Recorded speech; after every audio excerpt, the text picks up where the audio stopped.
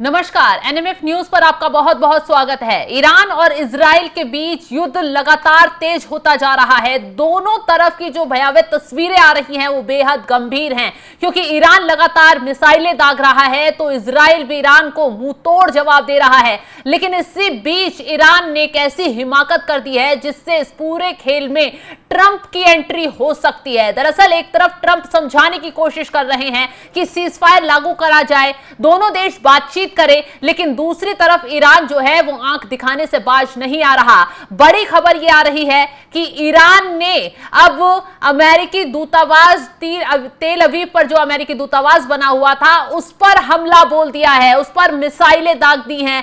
Building क्षतिग्रस्त होती हुई नजर आ रही है। तस्वीरें आप देख सकते हैं कि किस तरीके से भगदड़ मची हुई है। कहा जा रहा है कि ईरान की तरफ से मिसाइल दागी गई, जिसके बाद जो अमेरिकी दूतावास है तेल अवीव में वो पूरी तरह से तहस नहस हो गया है। कहा जा रहा है कि इस हमले में कोई मारा तो नहीं गया है, ना ही कोई हताहत हुई है, लेकिन जिस तरीके से भगदड़ मची हुई है, लोग जो अधिकारी वहां मौजूद थे भागकर अपनी जान बचाते हुए नजर आ रहे हैं, वो बेहद चौंकाने वाला है। अब ऐसे में सवाल ये उठ जाता है कि जो डोनाल्ड ट्रंप लगातार दोनों देशों को समझाने की कोशिश कर रहे हैं, लगातार ईरान को रोकने की कोशिश कर रहे हैं, शांति वार्ता के लिए कदम उठाने की कोशिश कर रहे हैं, क्या वो डोनाल्ड ट्रंप अब उसी के लहजे में ईरान को सबक सिखाएंगे? क्योंकि अमेरिकी दूतावास पर हमला होना, वहां तक मिसाइल पहुंचना, ये वाकई में ईरान के लिए बेहद गंभीर हो सकता है। तो ईरान के मिसाइल ने इजराइल के तेल अवीव में अमेरिकी दूतावास पर हमला कर दिया है। दूतावास पर हुए इस हमले में बिल्डिंग का एक हिस्सा पूरी तरह से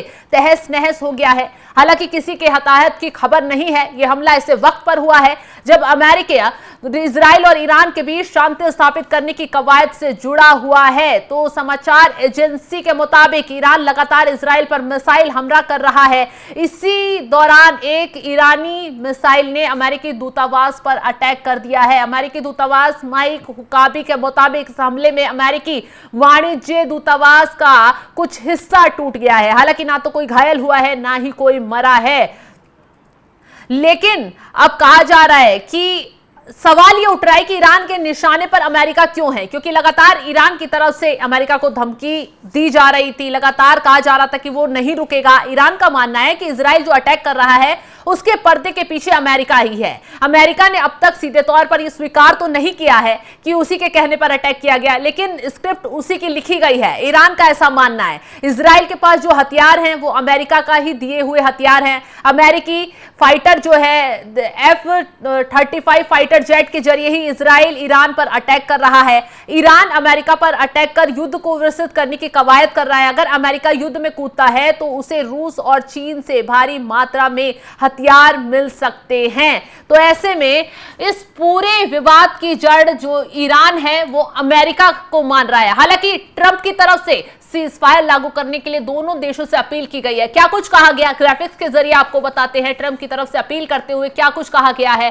ट्रंप ने ईरान इजराइल से अपील करते हुए कहा है ईरान और इजराइल को एक सौदा करना चाहिए, वो और वे सौदा करेंगे ठीक वैसे ही जैसे मैंने भारत और पाकिस्तान को करने के लिए कहा। उस मामले में संयुक्त राज्य अमेरिका के साथ व्यापार का उपयोग करके दो बेहतरीन नेताओं के साथ बातचीत में तर्क, सामंजस्य और विवेक लाया जा सकता है। वो जल्दी से निर्णय लेने और रोकने में सक्षम थे। साथ ही मेरे पहले कार्यकाल के दौरान सर्बिया और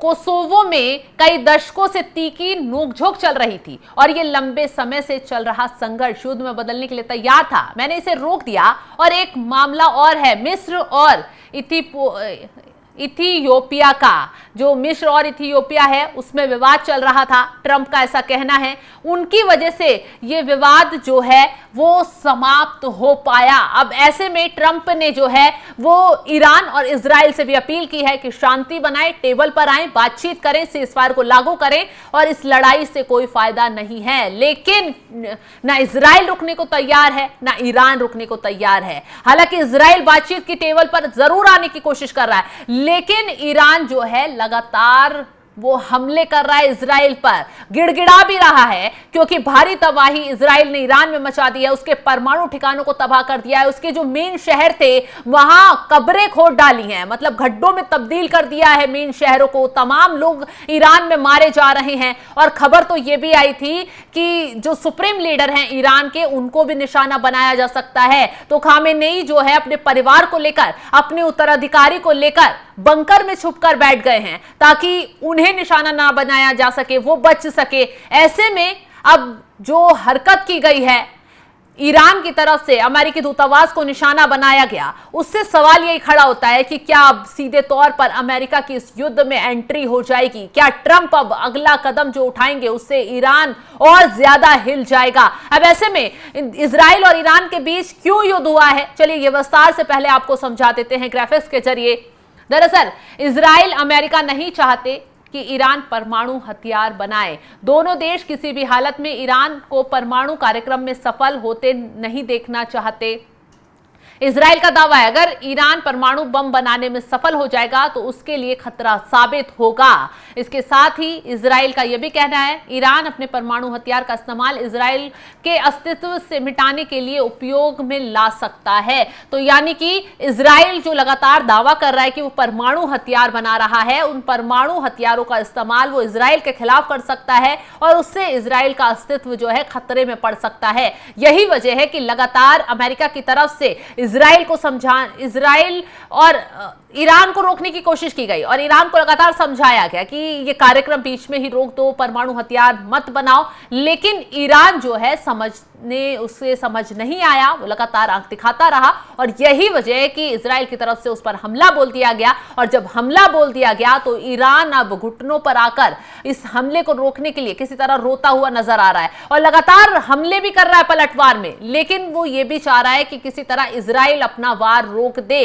क्योंकि इजराइल ईरान से काफी ताकतवर है, सैन्य क्षमता में भी, हथियारों में भी, क्योंकि इजराइल को सीधा सीधा साथ मिला है पावरफुल देशों का। अमेरिका उसके साथ खड़ा है, आसपास के जो देश हैं वो भी उसके साथ खड़े हैं और कहीं ना कहीं इस्लामिक कुछ स्टेट जो हैं वो भी इनडायरेक्टली इजराइल के साथ हैं, क्योंकि वो ट्रंप से होते हुए इजराइल का सपोर्ट कर रहे हैं। और यही वजह है कि ईरान जो है वो घिरता हुआ नजर आ रहा है। ईरान के अंदर इस वक्त जो मंजर दिखाई दे रहा है वो भारी तबाही का है। चारों तरफ मलबे के ढेर लग गए हैं, बिल्डिंगें ढह गई हैं, जो हमले किए जा रहे हैं इजराइल की तरफ से, मिसाइलें दागी जा रही हैं, ड्रोन दागे जा रहे हैं, उससे न सिर्फ ईरान के एयरबेस खत्म होते जा रहे हैं बल्कि ईरान के जो सैन्य ठिकाने थे वो भी तबाह होते जा रहे हैं। ईरान का जो परमाणु हथियारों का ठिकाना था, जहां वो काफी सालों से कार्यक्रम चला रहा था, वो भी तबाह हो गया है। फिलहाल जिस तरीके से अब